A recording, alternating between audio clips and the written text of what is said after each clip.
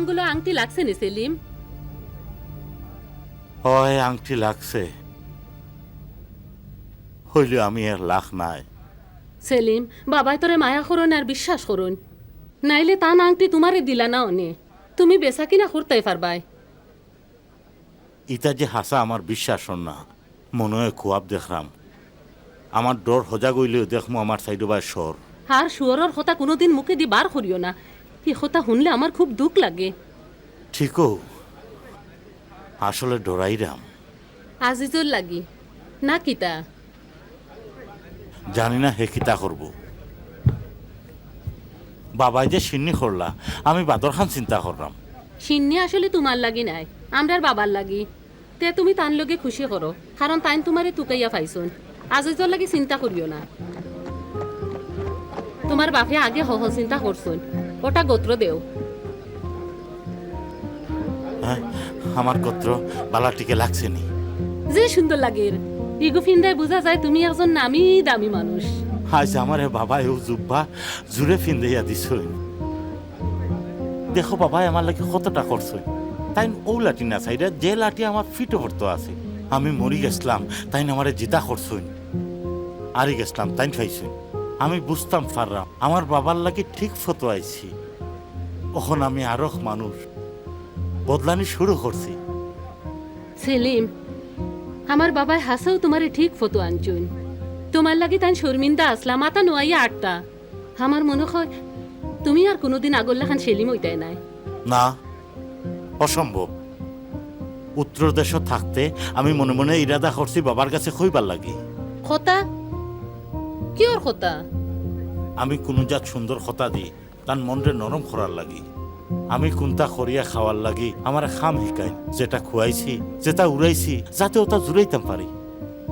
যদি তুমি হারা জীবন রুজি করো, যেটা খুয়াইছো তার 4 ভাগের 1 ভাগও জুয়াইতে পারতাই নাই। তোমার কথা ঠিক। সেলিম, বাবাই তোমারই মায়া করুন, তুমি হামেশাও তান মায়ারে হরাইয়া রাখছো। তুমি চাইতে বাবা সকাল মরে যাইতা, সেই সময় তুমি অনকুল্লাখান বুঝার চেষ্টা করছো না। বিদেশ গিয়া আমি বুঝতাম পারছি আমি আইন অমান্য করছি, এর লাগি আমার হারা জিন্দগি শাস্তি পাওয়া উচিত। তোমার বাপর মন ভাঙ্গার লাগি তুমি কত টাকা দিতে পারবাই? আমার বাপে আমার লাগি যেটা করছে নি তার মূল্য আমি কোনো দিনও দিতাম পারতাম না। তুমি কোন সময় বুঝতে পারলাই তুমি ভুল করছো?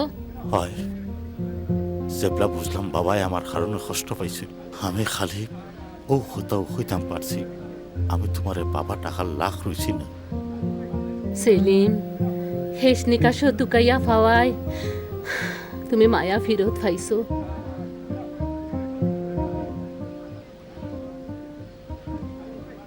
সেলিম, আমার মনর ও ফয়লা তুমি তোমার বাপর বাড়িতে আইছো।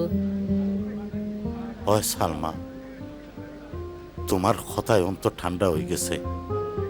বাদ দেও, কখন যাই কি?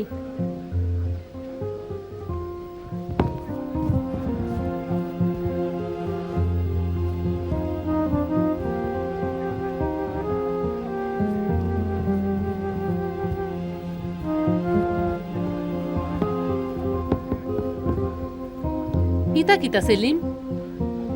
একটা রুটি। যেদিন থাকি তুমি বাড়ি ছাড়িয়া গেলাই, হৌদিন থাকি প্রতিদিন বিয়ানে আমি একটা করে রুটি রাখছি। হে ওইটা খাইছে না, প্রতিদিন রাইত আমি হরাইয়া রাখতাম। বাদর দিন অমলা আর একটা রুটি রাখতাম। কেনে ফের লাগি? বাবাই কইতা এর লাগি।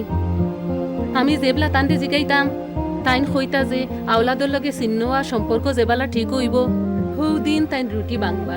ইতা শেষ না হওয়া পর্যন্ত তাইন রুটি বাঙ্গিয়া খাইতা নাই। রুটি আস্তা থাকবো, হৌ কথা কইছুন বাবাই।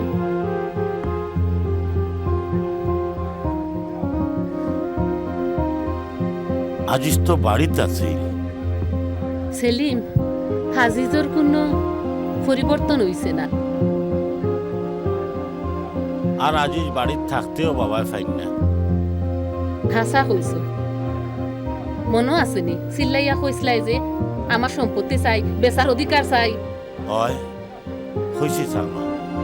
সালমা, আমার আসল সম্পত্তি হইল ও রুটি, মাইনে বাবার লগে নয়া সম্পর্ক। বাবাই আইজ তোমার লাগি শরম ফাইলা। আমি জানি সালমা। সেলিম, তুমি মনে করো তুমি একটা জিনিসও লগে করি আনছো, তোমার ভাড়া খাপড়। বলতাম না, কোনোদিন বলতাম না। সেলিম, হাজিজ আর তোমার মায়া বাবাই কোনো সময় বলতে পারছই না। কখন বাবার মায়া তোমার দরকার আছে। হাসা সালমা, বাবার মায়ে আমরা সকলের দরকার। জানো নি সালমা, আমি যেটা যেটা চাইছিলাম ঠিকও করলাম মনে। তে এখন আমরা বাপর 2টা চাকর থাকলো না, ফুয়াইন না। সেলিম, সেলিম, কই আমার ফুট, তুমি কই, তুমি অননি বাবা? হয় বাবা। হয় হয়, ভালো হইছে, খুব সুন্দর লাগে। আমি মায়া পাওয়ার জোকা নাই। ইটা বাদ দেও সেলিম, দুই ফল এই কথা শুনছি, অখন হিরবার খোয়ার দরকার নাই। বাবা, তুমি আজ খানিত বইয়া রুটি বাংবায়নি। হয় আমার ফুট, আজ রাইত আমি তোমরা লগে বইয়া রুটি ভাঙ্গিয়া খাইব। আমি না